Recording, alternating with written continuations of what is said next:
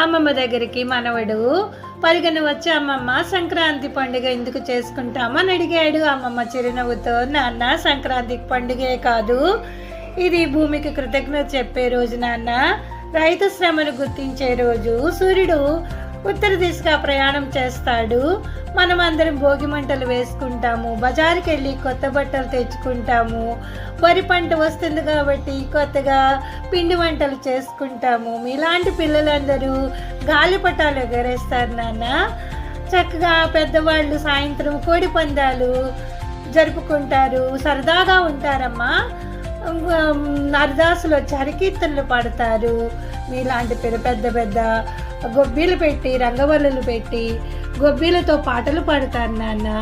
మీలాంటి పిల్లలందరూ చక్కగా ఉయ్యాలలు ఊగుతూ ఉత్సాహంతో ఉంటారు. సాయంత్రం పూట మళ్ళీ బొమ్మల కొలువులు చేస్తారు. మనం అంతా సరదాగా జరుపుకుందామన్న పండుగ.